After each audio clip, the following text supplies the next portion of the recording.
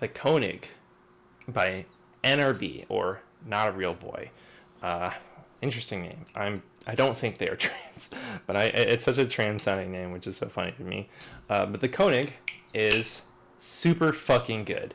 I'm a dipshit, and I forgot to bring my Kraken into this room. But I would say that the Konig is a Kraken competitor. This is the Konig V1, but it is Cerakoted, so it actually has quite nice grip.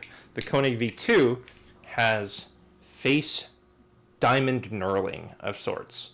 It is much better for grip, but it doesn't have any texture here besides the jimping. It's really hard to see, but there is some jimping. Oh, it is showing up actually. There's jimping on the other side too.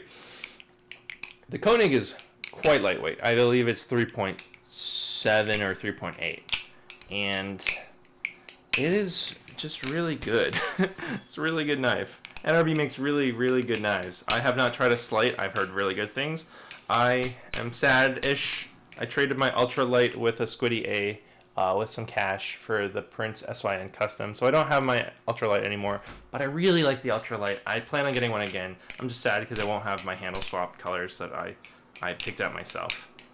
Now the Konig, especially with the Cerakote, has quite nice grip. It is aluminum. I'm sure that I hear that the S2 is nice and grippy, except for here. And similarly with my Trident, no grip here, makes ladders a little spooky, especially because this is a live blade. They do come in trainer blades though, and mine is also this Revenge of the Blade dual tone harpoon tanto, and I'm in love with this knife. This knife is so fucking beautiful to look at. Just this blade. This is a zombie Cerakote, I believe. Major Rallis, Aaron Tedessa did this Cerakote. I bought it from him. Now, I haven't even gotten to the coolest part about the Konig yet, but first let me talk about there are some light cutouts. There are just a couple of holes here. Very, very minimal. Doesn't really affect my hands in terms of like the sensitiveness, but it is a little grippy here. There are these grooves here. That's nice. That's some grip. It's actually surprisingly deep too. It's deeper than the V2.5 Kraken. More holes down here and jimping. Subtle, but jimping. The coolest part of the Kraken though, or of the Konig, is that this has 4 different weight systems. In here are screw holes. And I think they're T10. I don't know. It feels really inconsistent sometimes. But in the screw hole, sometimes I use a T10, sometimes I use a T8. Here, let me use the T8 right now. I have, I believe, the medium weights. There are 3 weights. You have light, medium, and heavy. Here we go. So yeah, I use the T8 to pull them out, but a T10 can screw them in. So my medium weights are this long. I believe in older versions they had different materials, but now it is medium length. Hesitant to take it out of the bag. Short and long.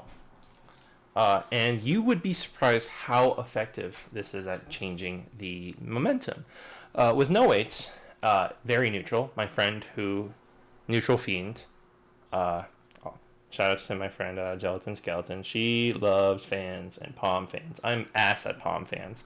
But with no weights, it's very, very neutral. It feels very good still.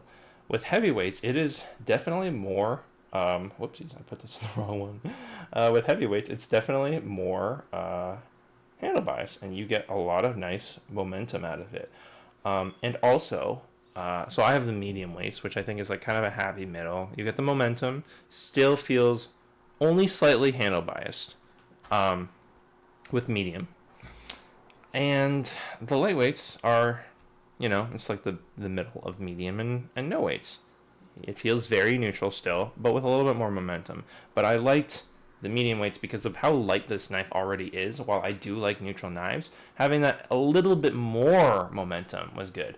Now, this is a really fucking great system. This system is excellent because you can just change weights very quickly.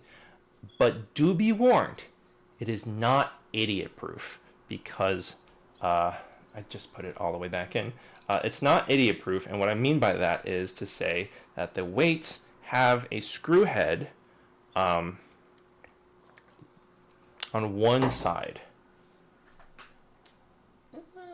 Yeah, here's where you can put a screw in, and on the back side, it's not.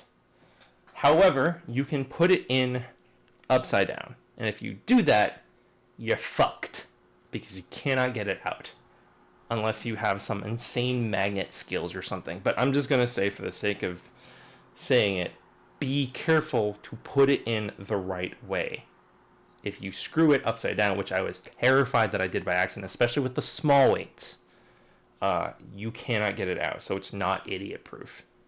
So when you screw it in a little bit, make sure that you can put in your driver and screw it.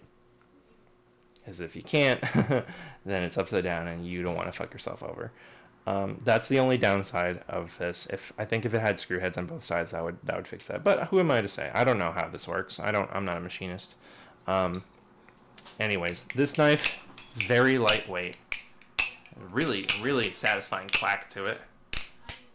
And I don't know, if you find that the Kraken, some people are like, Kraken's overrated. I wouldn't say it's overrated, but I don't know. It was a trailblazer of its time.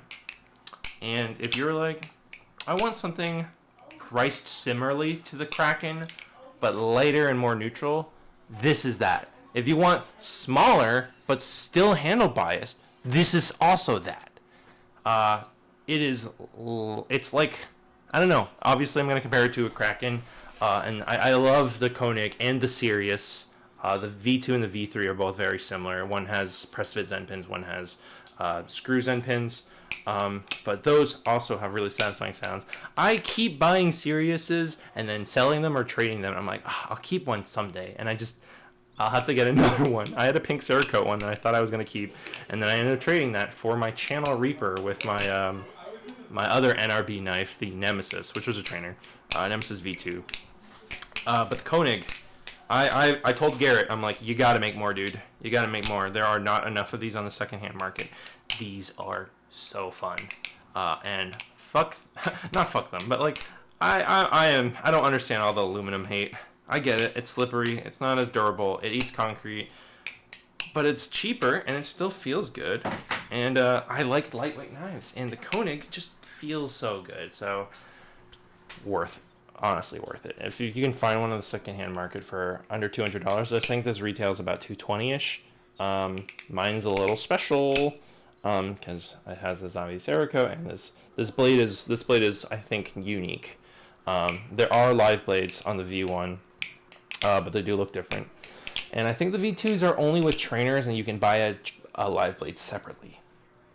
But that's it. I'll have to say, pivots have. The pivots don't have screw heads, unfortunately. But that's the only pair of screws besides the weights. But I love this, and I think it's kind of underrated. So everybody should get a Konig. Well, not every. Get a Konig. If you like this video, like, comment, subscribe. Tell me what you want to hear about. I mean, I obviously have a limited ability to talk about things because I don't have every knife in the world. But I do daily uploads. And so if you like these sort of candid reviews and analyses, and I do a shit ton of unboxings because I buy and sell knives like crazy. Yeah, just subscribe and check out my coffee. It's in the description, and a little bit goes a long way. I cannot do Patreon. I just cannot commit to a Patreon thing. I'm going to be honest. I know my limits, and I cannot do a Patreon. But for the price of less than 1 month's worth of subscription on Patreon, you can give me just a couple of bucks, and it helps support the channel, support me, support this. And I love this knife, and I hope you do too, and I hope you have a lovely day flipping. So take care, everyone.